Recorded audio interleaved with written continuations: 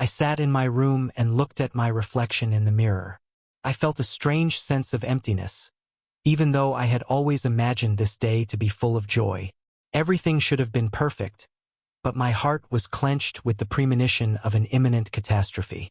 It seemed to me that I was beginning to notice details that had previously escaped my attention. Perhaps all this had not appeared suddenly, but in the hustle and bustle of preparation I had not wanted to notice anything. But now, on the morning of the wedding, I felt some kind of ominous trepidation, as if someone behind my back was waiting for the moment to tear my whole life to shreds. I got out of bed and ran my hand down the collar of my tuxedo. My mouth tasted like pencil lead, like I'd been chewing on a pencil all night, and my head was pounding from lack of sleep. Even coffee didn't help. I wanted to just jump out the window and run for my life, but I told myself it was one of those nervous moments every groom has. I tried to convince myself that everything would be okay. But deep down, I didn't trust my own voice. I was asked to go down to the backyard to take some pre-wedding photos.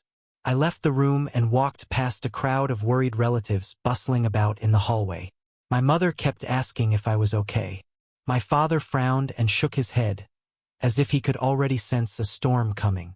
I knew that everyone had their own nerves, but somehow this whole tense atmosphere affected me more than I expected. As I approached the door to the courtyard, I saw the bride. She was standing a little to the side, holding a bouquet in her hands and looking into space. She was asked to come to me, and I felt my heart skip a beat when I saw her face.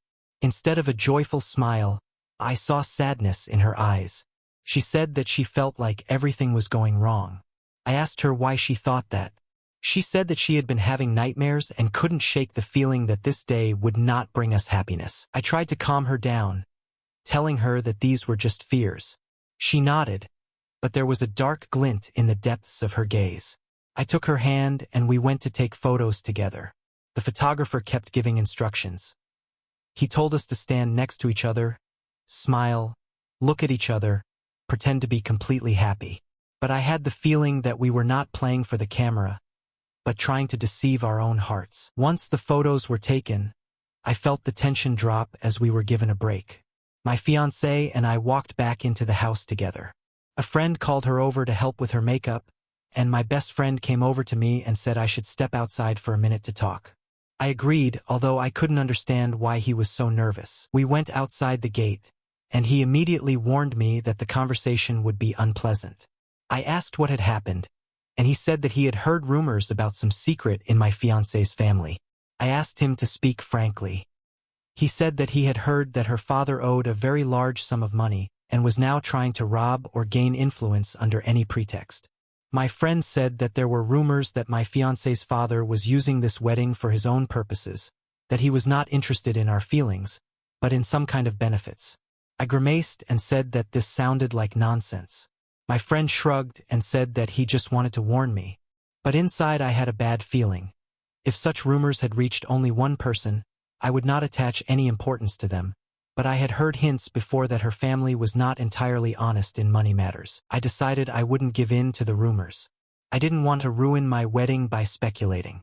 But it turned out to be harder to brush them off than I'd thought. The rumors clung to my thoughts, and time after time I caught myself looking at her father, trying to discern the cold calculation in his demeanor. I saw him talking tensely to my mother, who listened with a skeptical squint. But I didn't hear what they were saying. Then my phone rang. It was a friend from another city, the one who always wanted to know all the latest gossip and facts. She said that she had heard another batch of news about my future father-in-law, assuring that he had debts, including those related to some kind of fraudulent schemes. I sighed, asked her to calm down and promised to sort it out myself. But I began to understand. Something was really wrong. I hoped that this problem would not come up on the wedding day. I tried to push the obsessive thoughts out of my head, but things got worse when my fiancée's sister showed up.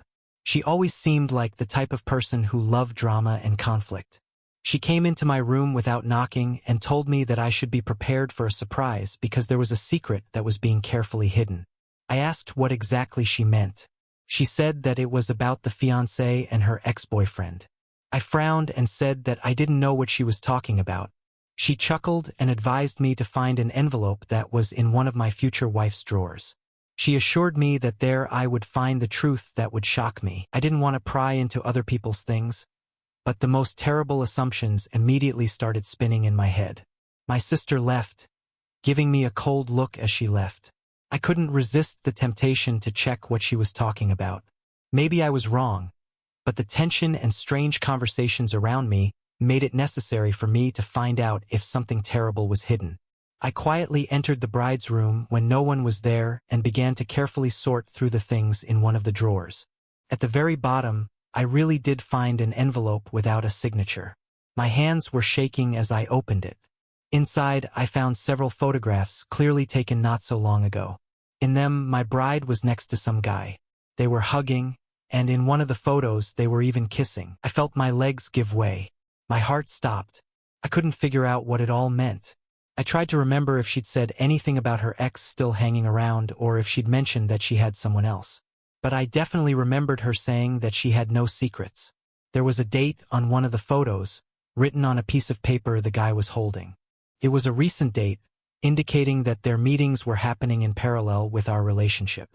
I was overcome with anger and despair at the same time. I didn't know what to do.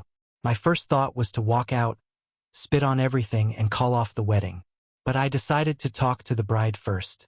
Maybe there was an explanation.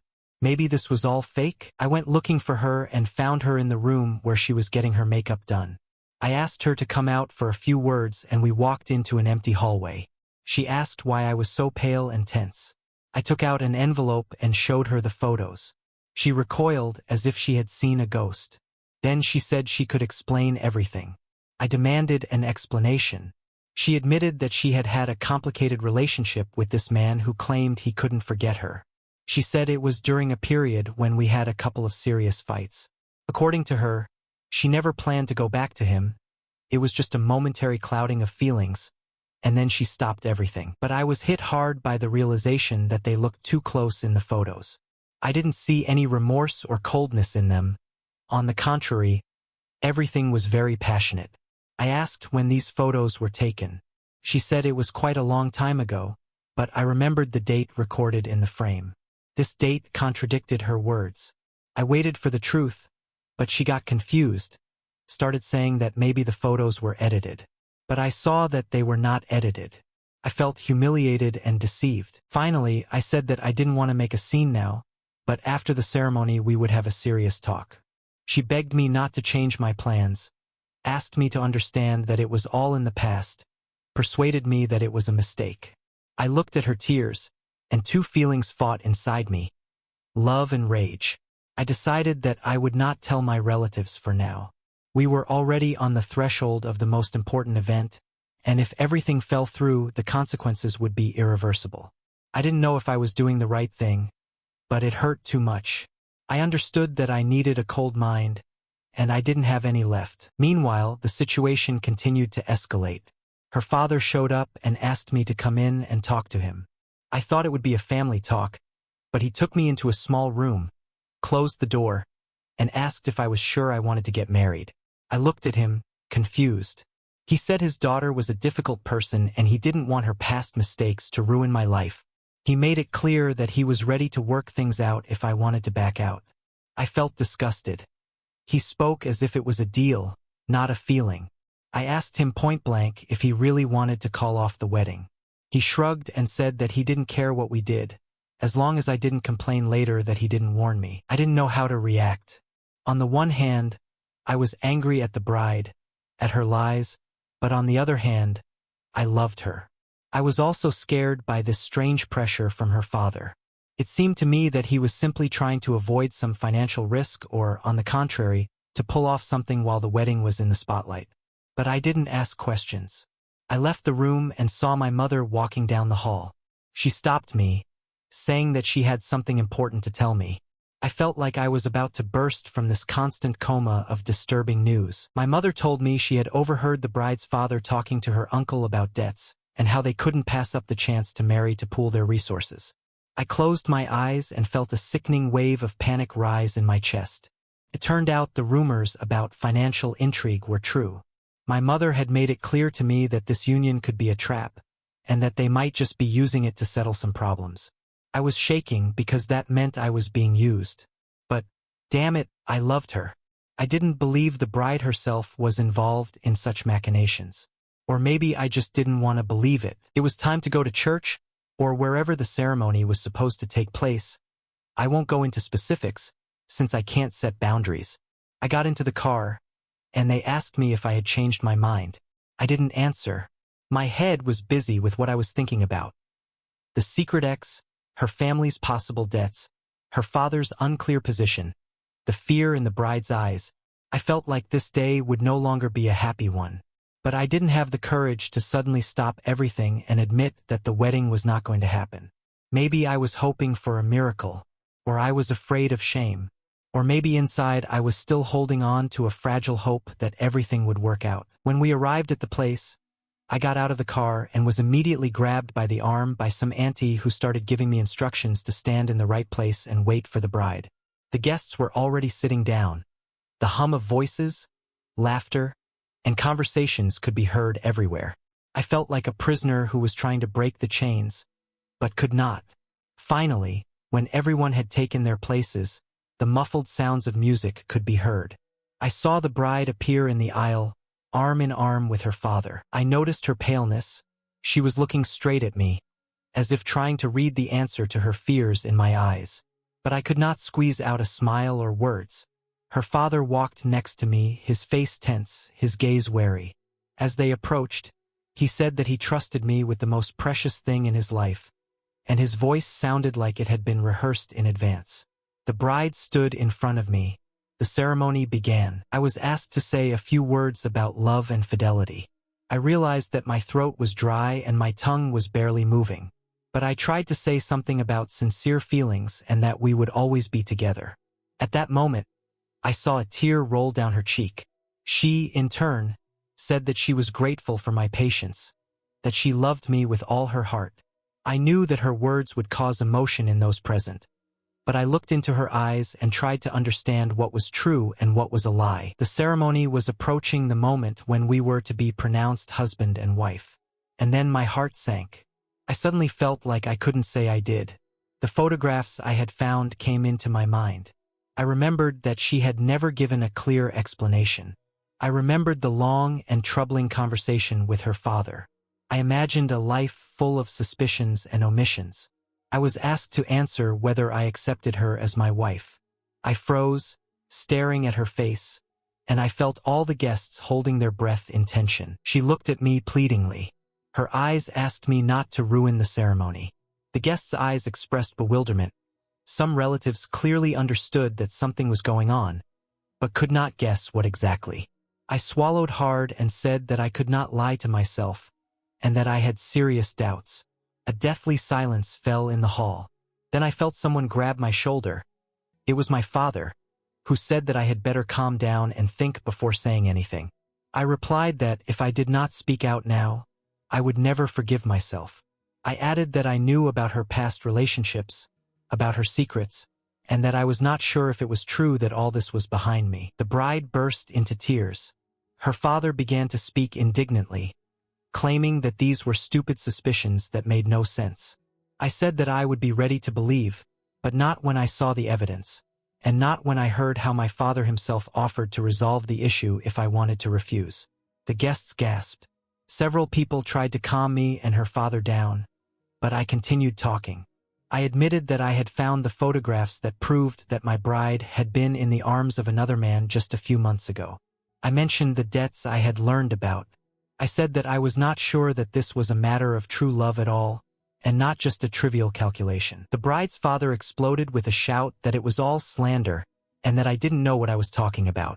I asked him why he had warned me literally the day before that if I wanted to back out, he would arrange everything.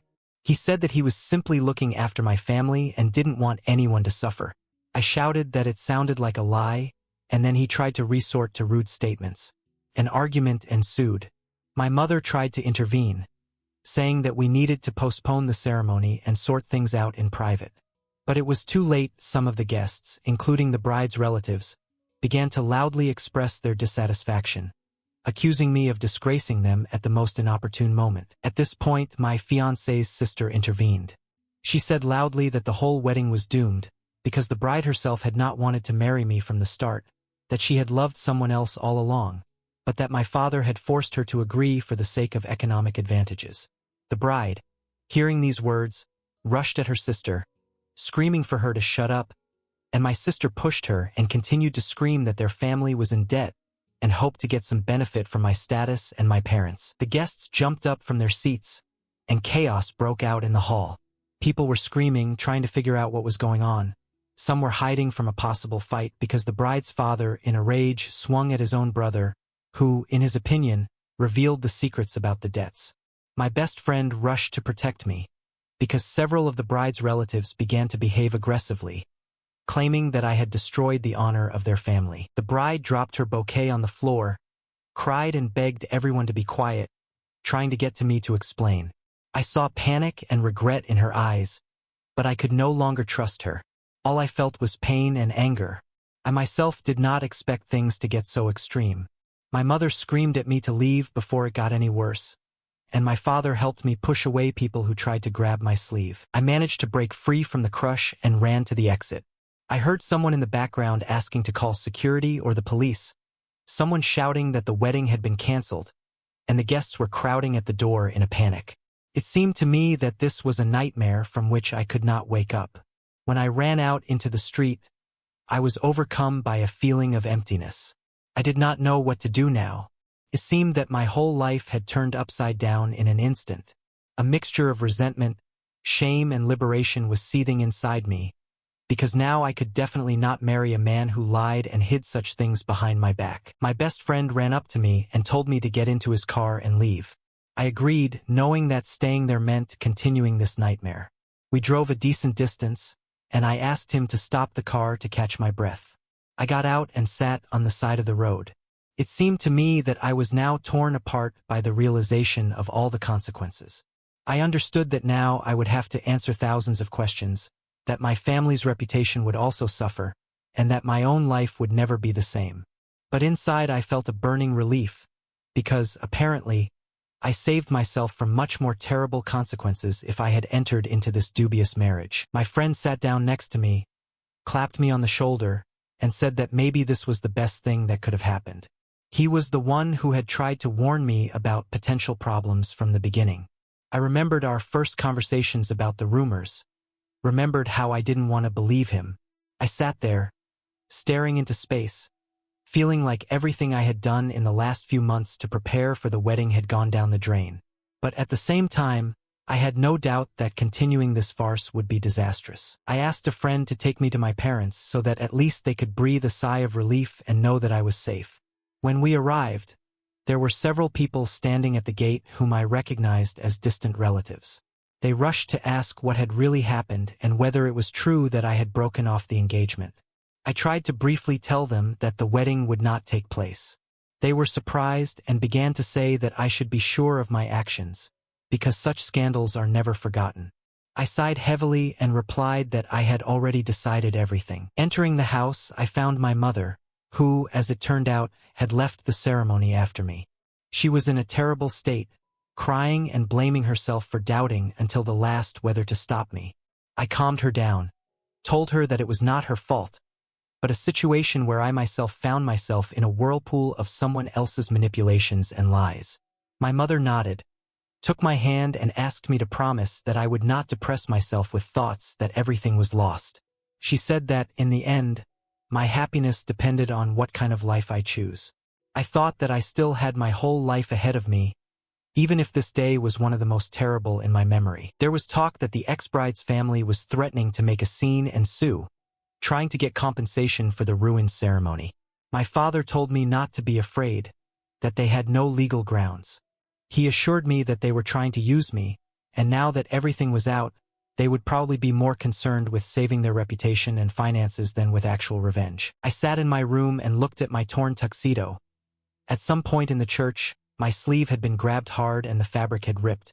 I thought how symbolic it was that my clothes had also suffered at the moment I decided to end the relationship. As if fate itself were hinting that everything was already on the verge of falling apart. The next day, my fiancée, or rather ex-fiancée, tried to come to see me. They let her into the house, and I saw her at the threshold. She was pale, her eyes were tear-stained. She said that she was trying to explain that everything had gone wrong, that her sister had deliberately orchestrated the scandal, and that the photos were part of some old conflict. I replied that I could no longer trust her. She begged me to at least listen. I stood silently and listened to her speech about how she had been blackmailed, that her ex had threatened to publish the photos, and she had paid him to make him disappear, but that her sister had somehow gained access to the envelope to ruin the wedding. I asked if she couldn't have told me about it right away. She looked down and said that she was afraid of losing me, and had tried to hide everything away, hoping that it would resolve itself. I got angry and said that this is exactly the kind of behavior that leads to a breakup. If she confessed, we could work it out together, but she lied. She fell to her knees, begging me to give her a second chance. I could see that she was truly remorseful, but I knew I couldn't put aside all the pain I had felt. I felt betrayed, made a fool of in front of all the guests, and dragged into her father's shady dealings. I told her that I needed time, and that right now I didn't see any way to continue the relationship. She asked if she could stay and talk some more. I shook my head and said I couldn't. Then she stood up, gave me one last tearful look. There was no longer any doubt. Maybe this would be best for both of us. The coming days were filled with chaos for me. I turned off my phone because dozens of curious people were calling me, wanting to know more. Friends came to visit, sympathized. Some said that everything would definitely work out. I just nodded, not knowing what to say. I felt empty inside, like a hole that nothing could plug. And yet, through this pain, there was a faint sense of relief that I had managed to stop before I tied my fate to a person I could not trust. A few days later, I learned that my ex-fiancé's family was indeed in crisis. My father owed a large sum of money, and now creditors were coming to them. Some of them were trying to find out if I would be willing to help, considering that I was almost their son-in-law. I was disgusted that people would even think that. I made it clear that I had nothing to do with any of their debts. I didn't wish anyone ill, but I was glad that my family was no longer involved in these machinations. Meanwhile, my ex-fiancée tried to write to me, explaining that she herself had become a victim of my father, that he always demanded that she follow his orders. She said that she was ready to leave him forever. I saved these messages, but did not answer. I did not have the strength to enter into endless conversations again, where the truth is mixed with lies and excuses. My best friend advised me to burn out and then decide whether I needed this person. I understood that inside me there was still love for the girl as I knew her, but was she really the same? Some time passed, and my mother told me one day that my ex-fiancé's sister had come to see me. I was surprised, but my mother explained that she had not let her into the house because she did not want a repeat of the scandal. My sister left a letter. I opened the envelope and read it. The letter said that her entire family was mired in debt, that my father had essentially forced the fiancé to marry me. My sister claimed that she had acted out of envy, because all her life she had been considered worse than her older sister, and that she wanted to expose this pretense. The letter was full of excuses, but the gist of it was that my ex, although not without fault, truly loved me. My sister apologized for her role and said that even she had not counted on such a scale of disaster. I finished reading the letter and felt only fatigue. I sat by the window and looked out onto the street, thinking how quickly the world could collapse. Just recently, I had dreamed of a happy marriage, of a life together, of children, and now I couldn't even imagine how I would restore my faith in love. My heart burned with a painful feeling of deception, and my consciousness repeated that everything had already been decided. Maybe someday I would forgive, but not now. I felt that I had lived in illusions for too long and had listened too little to myself. Maybe I should have paid attention to the small details that spoke of insincerity. After all, even then I sometimes noticed that she became withdrawn when it came to financial matters, or looked away when it came to her past. But I wanted to believe in an ideal fairy tale, and the fairy tale burst with a deafening crash. In the following weeks, I tried to recover. I tried to do things, go for walks, but the feeling of betrayal did not leave me. I understood that living with resentment meant continuing to depend on this situation. One day, my ex-fiancée came to me again. She said that she really broke with the family, asked to give her a chance. I answered that it was too late, that I was not ready for this. She asked if I was ready to at least try to start everything over someday. I shrugged, saying that now it was painful for me to even discuss it. She repeated that she loved me, and that she had freed herself from any influence of my father. I listened to her, and I sincerely felt sorry for her. But inside I heard a voice that reminded me of lies and deceit. I understood that forgetting everything and forgiving is not so easy. I soon learned that she had left town. Perhaps she had decided to save her life, away from family debts. I did not try to contact her. I felt that the wound was still too fresh, and any conversations would only exacerbate my pain. I wanted to take a break to sort myself out. My family saw my condition, but no one tried to force me back to a joyful life. They understood that time had to pass. Gradually, the wave of gossip died down, although some acquaintances still whispered behind my back when they saw me. But I no longer cared. I knew that even though I had found myself in the center of a huge disgrace, I had retained my dignity. I did not want to be a laughingstock, but I could not go against myself and marry a man I did not trust. Another period passed before I could sleep normally for the first time in a long time without nightmares. I dreamed of scenes from that day, retold in different variations. I ran away from the wedding early. I caught the bouquet instead of the bride. I got married and found out that it was not she at all. My dreams were so strange that when I woke up, I felt a huge relief that it had all remained in the dream. Little by little, my consciousness calmed down. After a while, I decided to sort out the rest of the things I had bought for the wedding.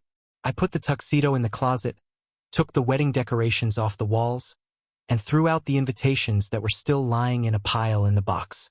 This symbolic gesture helped me realize that I had to move on.